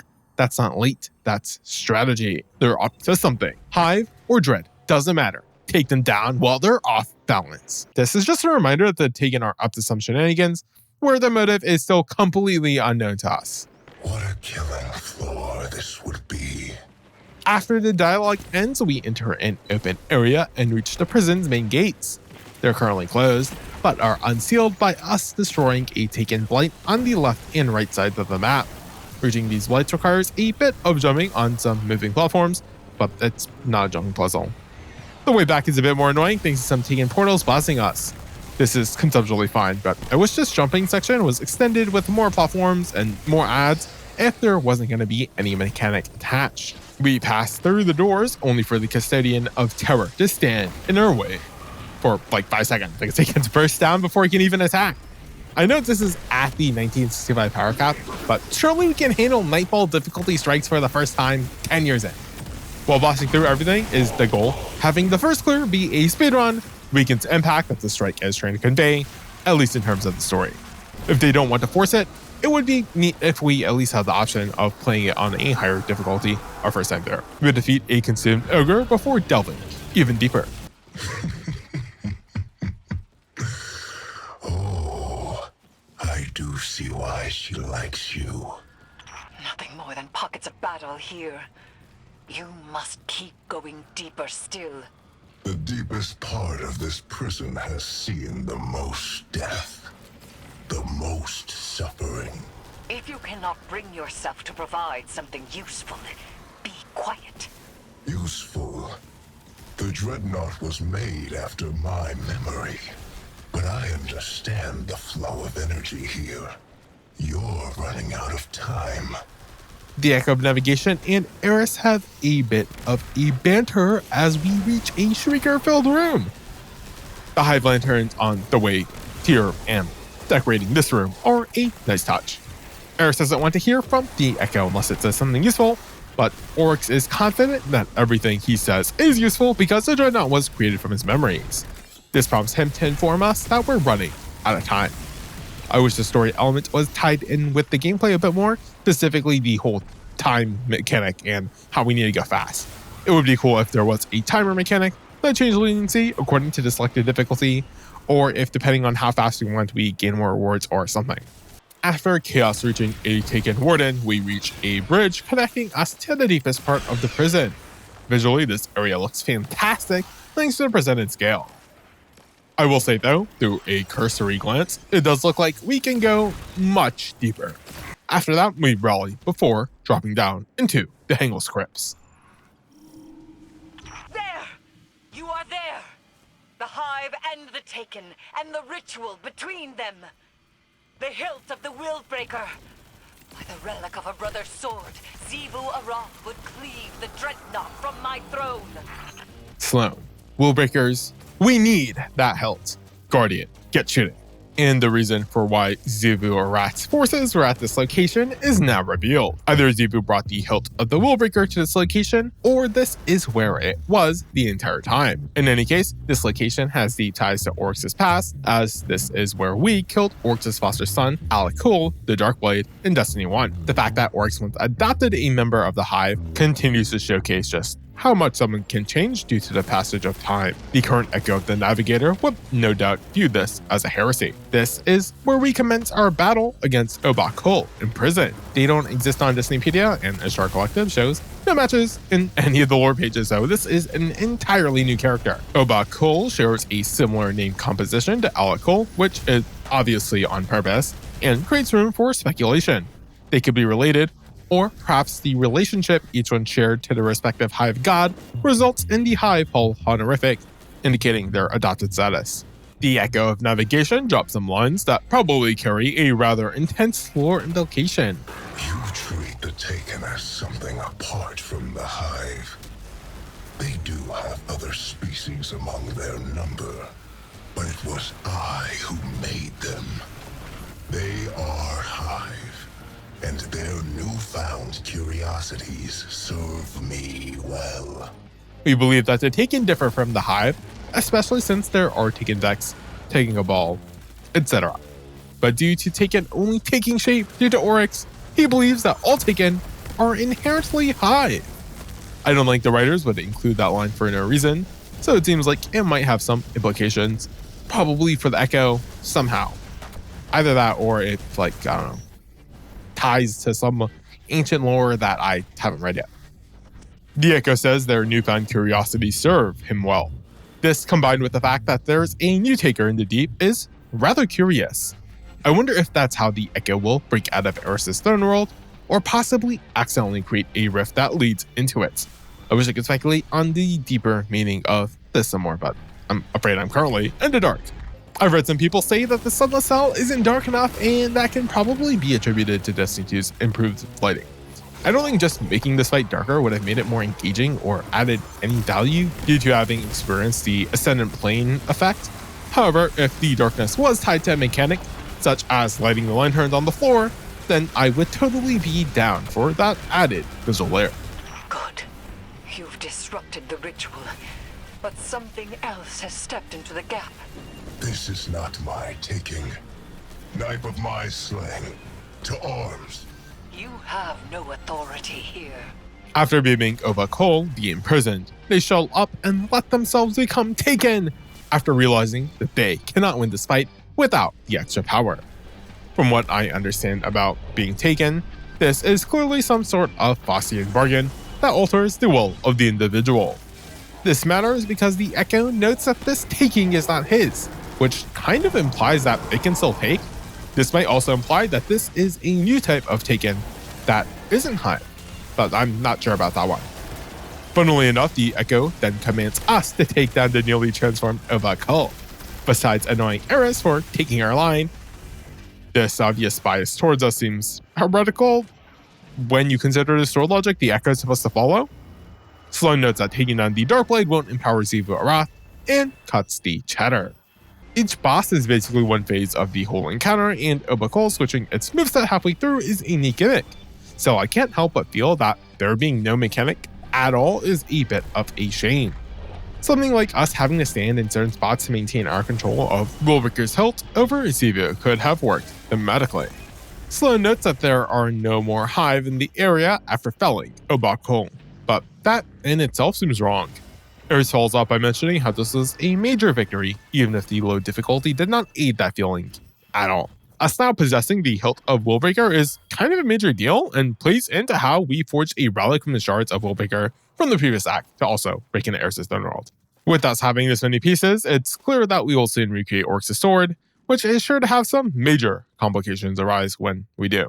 Also, fun fact, the seasonal logo attached to the hilt of Willbreaker, which is a green item by the way, belong to the final shape and not the current episode of Heresy.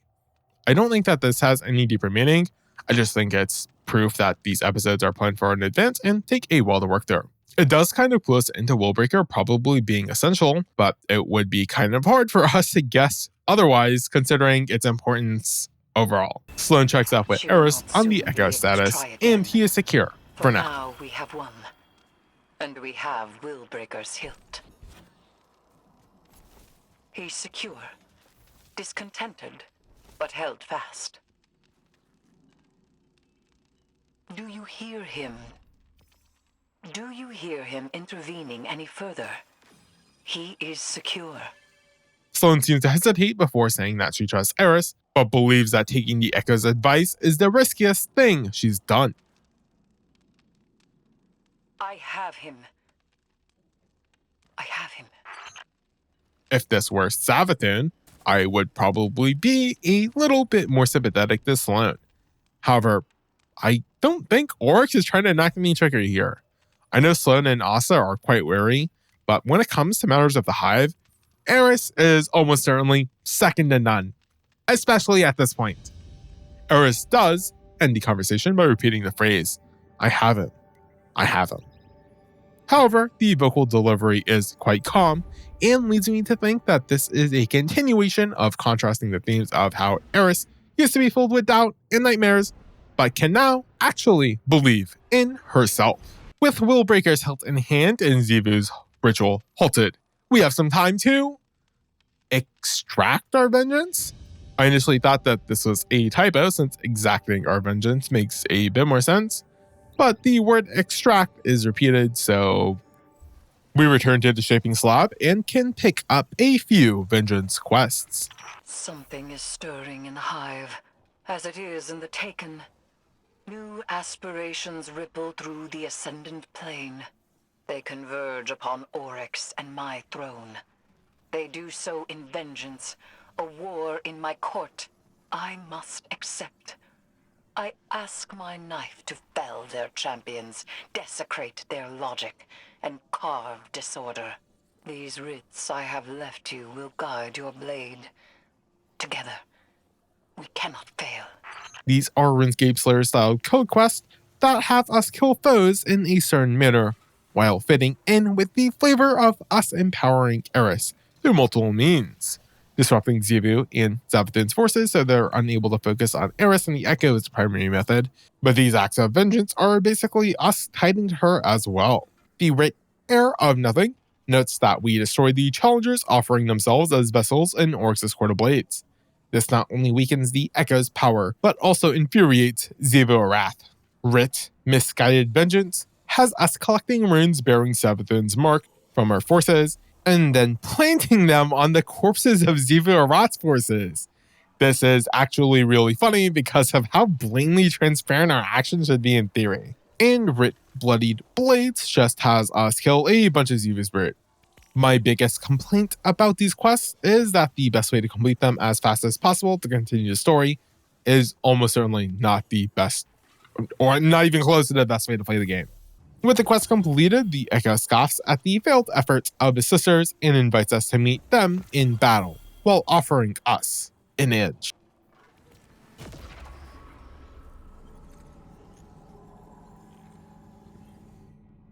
My proud sister reduced to this.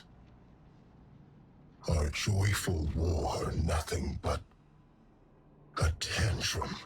Could you not taste it in the violence you just made your own? I took the power of my sisters to slay the Wormaka. Their true deaths, made in the sword world. There is no closer embrace. I drew Xivu Arath and Savathun about myself, and their hunger was my own. But the betrayer-taken king gave their true lives back. Our sword logic, poisoned. My sisters now are hollow, blunted. His mercy made them so. I barely know them. So, you have forestalled Xivu Arath. Her ritual scatters. This throne world and its chains stand. Knife of my slaying. You show your sharpness well. From some memories that narrate some of the Bucks of Sorrow in the Dreadnaught, I knew that Oryx felt his sisters in order to prove his logic strong enough to take on Akka. However, there was a bit of a knowledge gap from that point in time to Savathun and Xivu still being alive. The Echo notes that these were true deaths made in the Sword World. I'm not sure if this is simply what Oryx calls Throne Worlds, or if the Sword World was specifically his Throne World. This distinction seems important because the Echo believes the Taken King gave Xivu and Savathun their lives back. The Echo calling his future past self the betrayer, Taken King, also feels completely detached his current state of being and further solidifies that these two characters are not the same. He ends his musings by congratulating our prowess. I assume the edge he provided us with were the Willbreaker munitions mod, and not something he plans to gift us next week. With that, week 1 of Act 3 of Episode 3 has come to an end, and we only have 8 quest steps remaining. I'm not sure if this will then be followed up by another exotic mission, or if something wacky is gonna happen instead. I mean, we have so much to do, yet so little time. Forging Willbreaker, a head-to-head clash with Xivu, Savathun is still up to some nonsense, and we still don't know who the entity doing the taking in the deep is. We're at the end of the episode, so it seems like they will gain more relevance through Frontiers, with us obtaining curios of the 9 from the seasonal missions and the Rite of the 9 event starting next month. I wouldn't be surprised if one of the 9 have managed to wriggle their way into the deep or something in order to gain a proper form. The flavor text of the new sidearm, Division, informs us of a discussion taking place between the 9 after our victory over the Witness, so something is clearly up with them, even more than what we currently might know. Like the lost lines are clearly a warning. I mourn unity, grieve coalition. Follow your foolishness. But if all you find is oblivion and the peril of our children, we all perish. This sounds like one of the 90s taking form, but are reminded that their existence is still dependent on the life and soul. Act 3 Crossblades begins with us meeting with the Echo of Navigation in Eris's throne world, as he apparently has useful information regarding Savathun's upcoming plans. Savathun has made her play. I feel the threads of her power. She would tear me from this prison and bind me to her throne world. The heretic queen, Eris Morn, tells me that Savathun's throne is a garden filled with light. That's not how I remember it. My sister's high coven was a place of sharp knives and subterfuge. No longer. She acts in earnest, and so she acts predictably. She's betrayed her nature. Remind her that her starving worm would have eaten her alive. Go to her throne, disrupt the words of her binding and the strength of her brood. To be bound to that place would take me from one jailer to another. I would need time to break my sister's snares. But soon, I will break the hand that wields you. It makes sense that the Echo would feel the same about being bound up by Savathun or us. The line that really sticks out to me here, though, is how the Echo views Savathun's actions as earnest. In the past, any caring Savathun did was purely selfish. However, now Savathun wants him in order to bring about a return to the sibling relationship, a heresy. This takes us to Savathun's throne world in order to stop her from taking Oryx and destroying Eris's throne world in the process. Guardian, the Witch Queen reaches into my throne and seeks to excise the Echo from it. Make haste and infiltrate her court. My sister's spellcraft will choke this nascent cyst if you do not intervene. She wishes to free me, not only from you, but from this world. Learning that we're headed for the Temple of the Navigator is quite obvious, as not only does it serve to enshrine Oryx's legacy, but is where we battled Alec Hull once he transformed into the Lightblade. Savathun's brood conducts a similar ritual to the one we use to bind Oryx. She summons me through the discovery of poison progeny to an altar in my image. The Temple of the Navigator. Savathun formed that place to honor her brother who fell. You have your heading, Guardian. We do not have much time. Several Hive kneel in worship of the phantasm of Willbreaker. There is a tear in the fabric of reality. Open it, and will yourself closer to our goal. Hurry. The Witch Queen's claws are taking hold. Yes.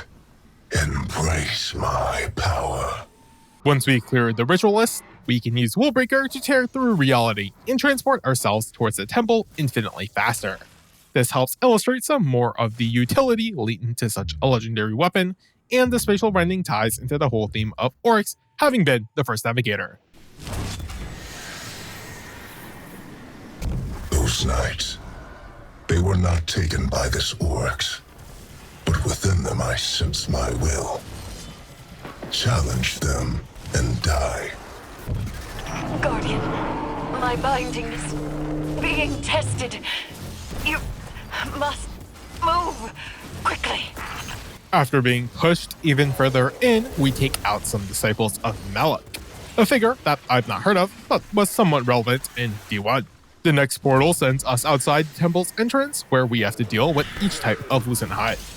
The Willbreaker is OP though, and makes short work of everything within its path. This one must die to break the ritual. Now, Guardian, hurry!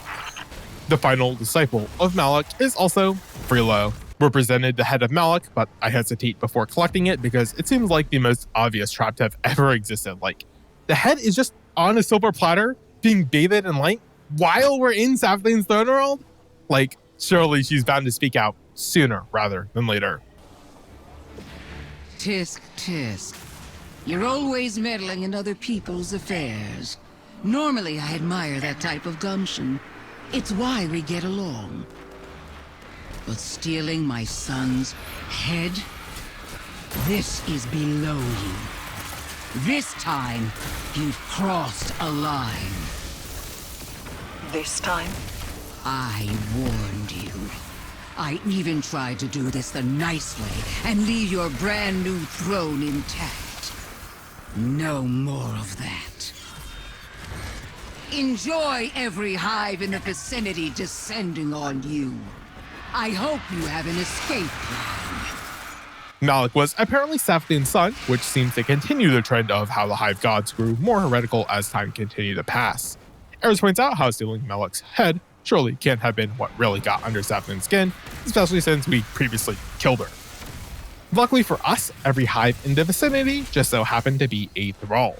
It would have been cool if Malak became a lightbearer and popped in for a visit, but sure. From below the statue depicting Oryx slaying Akka, we pick up Malak's head. A nephew of Oryx, son to Savathun. He was partially taken. Perhaps we can procure a panacea for Sloane from this. Malak was one of the only taken to retain their will.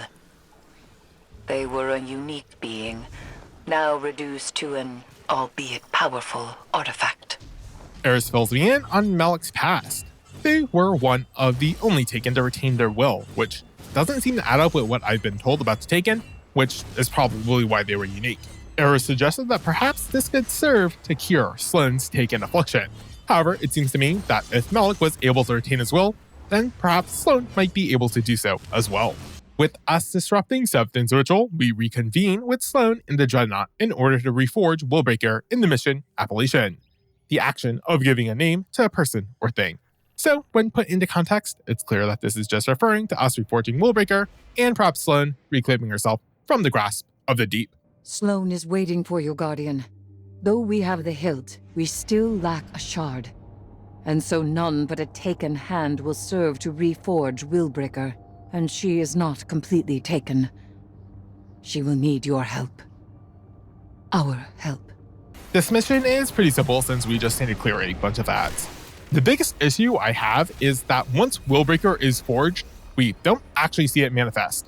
In fact, we don't even get a repeat of the initial forging animation.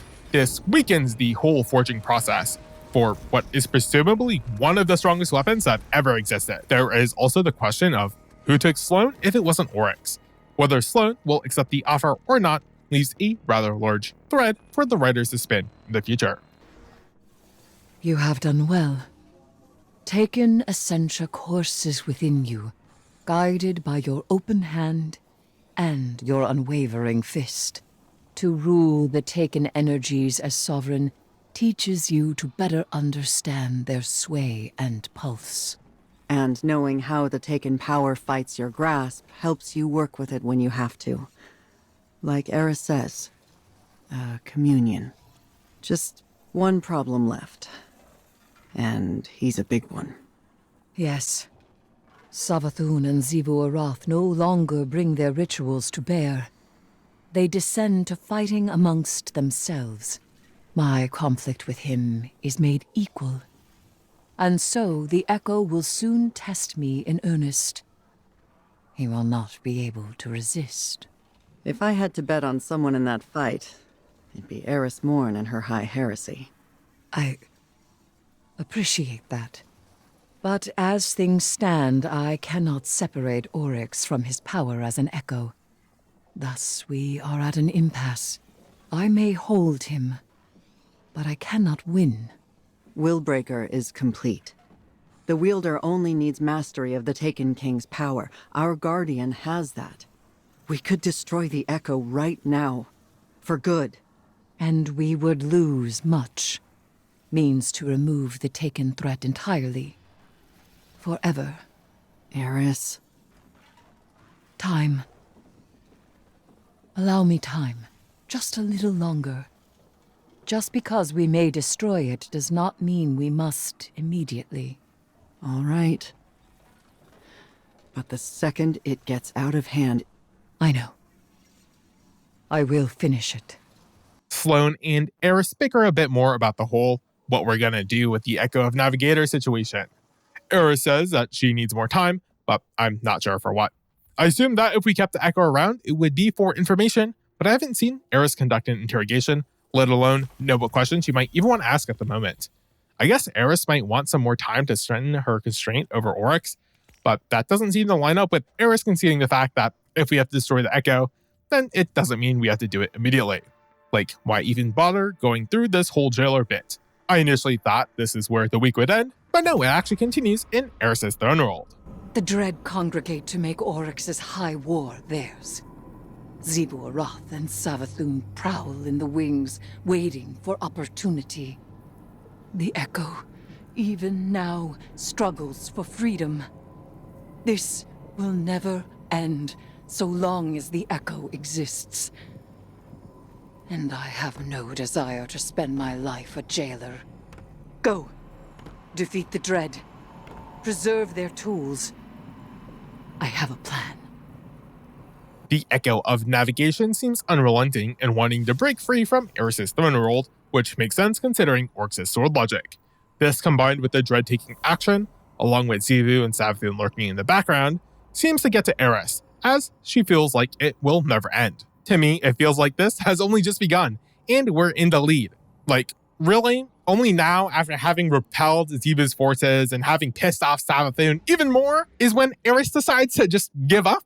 The fact that this dialogue happens without the weak gap between the Shaping Slab dialogue just feels so out of character for Eris. She suffered under the terror of hive magics for years, expelled Xivu Arath, and siphoned power from Savathun, only to give up when she has control of the Echo of Navigation.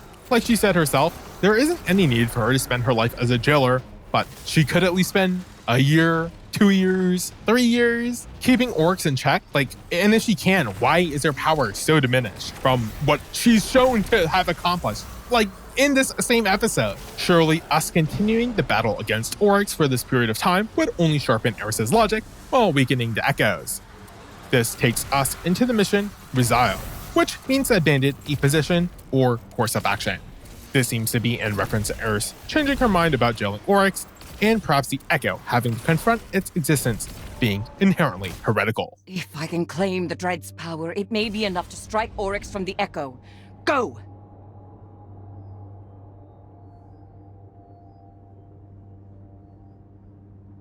I promised I would test you.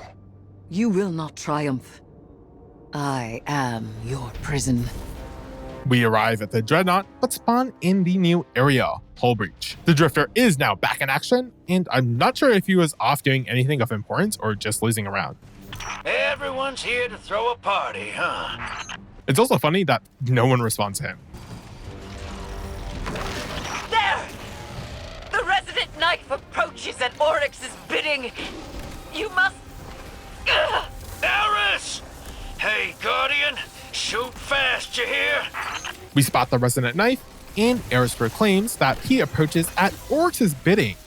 I'm not sure if this also means that the Resident Knife initially felt Eris at the behest of the Echo of Navigation, as I assume that the first of the Recce was controlled by the new force in the deep. It is also weird that the Echo would just not say anything about this, so perhaps this taking was done like when the Echo wasn't completely cognizant, or perhaps it was taken by Oryx. I'm not exactly sure like the logistics of taking and what's happening here, but it's a bit confusing, and I'm sure this will be explained a bit more in detail in some lore entry. In this fight, we're able to summon and wield the newly forged Willbreaker, but we don't seem to have gained any new powers from reforging it, which once again weakens the impact of having acquired such a legendary weapon. Also, the version we wield is like way too small, so it doesn't look nor feel as impressive as it should. Oryx is loose upon his throne. You must pursue him, Guardian. A whole squirm of Xivu's hive broke through behind you. Keep going. I got him. I'm just saying, don't slow down, hero. Do you know how many hive a squirm is? It's a lot. Wouldn't say no. I am the knife-edged hunger. I am. I am the waiter, Death Charter, first among navigators, and I am free!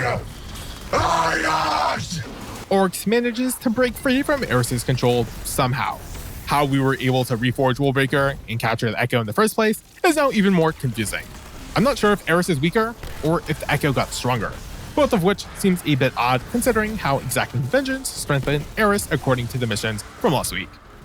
He flees across the entirety of the Dreadnaught. These movements have purpose. Does he seek the helm to steer back to Fundament at last?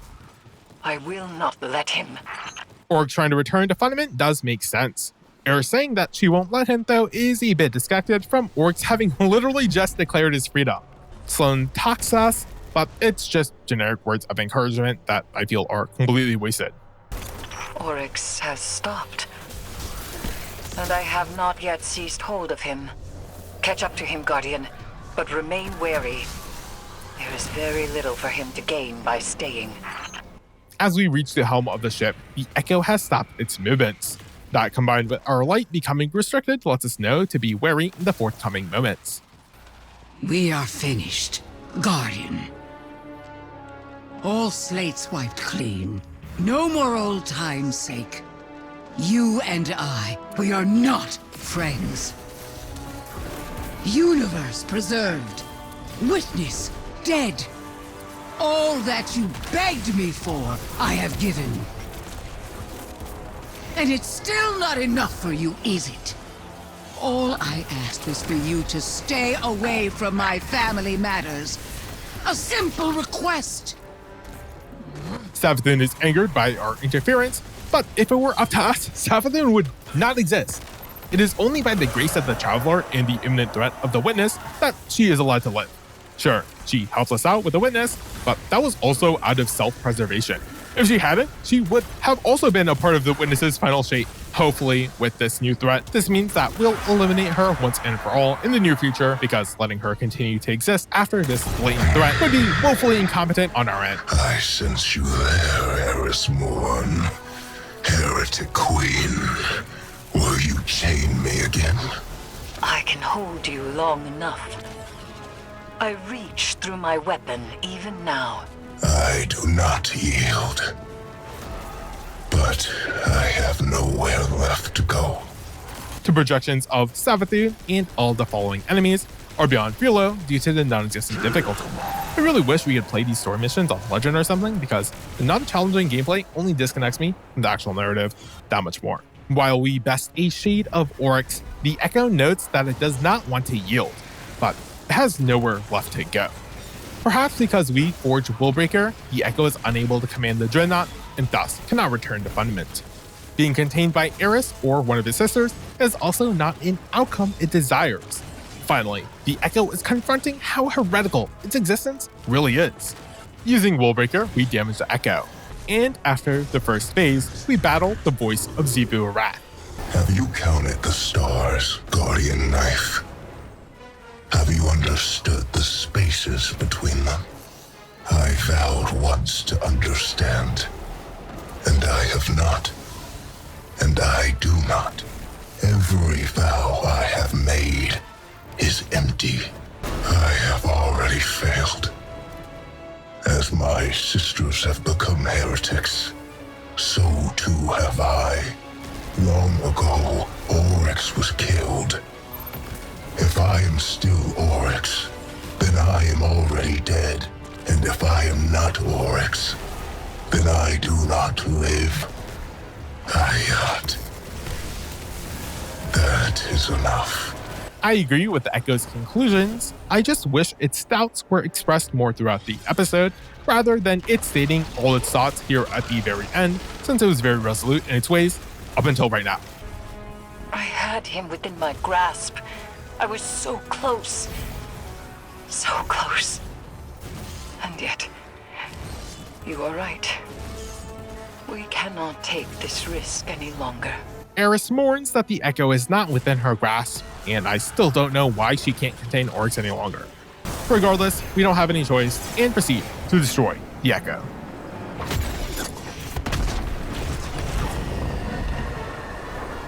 At least the stars will remember the shape I gave them. While I don't mind us destroying the Echo, especially due to its heretical nature, it just feels like we rid the Echo by the end of the episode in order to have some sort of conclusion. But I feel like if there was more weight behind us forging Willbreaker, that would have been enough. His foundations were lies, and he was a traitor even to himself. And yet, the edges of this plane are ragged where he stood. A monster. A piteous fool. A brother. Ayat. The previous act set up Eris prevailing as the foregone conclusion, and if she didn't, then Oryx breaking free would compromise the city by tearing a hole straight through her throne world. It seems like he succeeded in escaping, but there are no consequences to her failure, especially since we just cleaned everything up at the end. Like, why set up and emphasize the consequences so much just to not have any of it pay off? Interestingly enough, Act 3 Part 2 only ends with us hearing some final words from Savathun. My brother, dead. May all that you desire ever be stolen from your grasp. And if the cold and unfeeling universe does not see to it, then I certainly will. Goodbye, Traveler's Pet. Don't wait up. I mean, Oryx was already dead, and this really wasn't Oryx in the first place, or at least not the version Savathun thought it would be, but that obviously doesn't matter, even if Savathun understands the nuance due to what this loss in opportunity means to her and Zebu. By the way, Savathun's worm is in the parasite, so is this Oryx's worm? Even though we heard Eris's eulogy for Oryx, everyone is completely silent, and so even though we're told the act has ended, it doesn't feel like it has. If you're cleaning the slate for Frontier's future by ridding us of Oryx, for probably the last time, I hope we clean up Zebu, Arath, and Savathun sooner rather than later. We will probably get something that connects us to the mysterious force in the deep and the Rite of the Night in the near future though. At least Eris and Drifter can fuck in peace without Oryx watching them in her throne world. And with all 60 pieces, we can interact with this little pond thing and the water reveals all.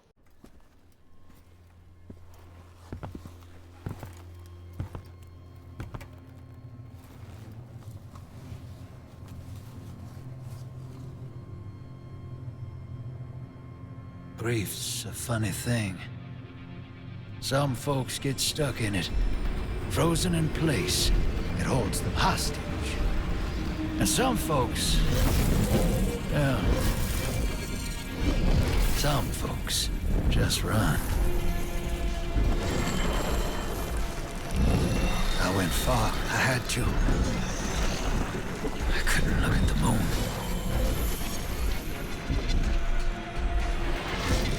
The way I see it, the farther you run, the less likely you are to get stuck. But this universe tends to stop me in my tracks.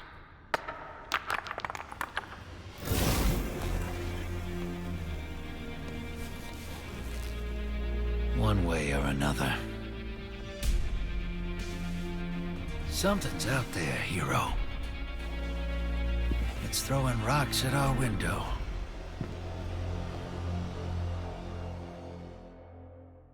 With that, Heresy has come to its conclusion.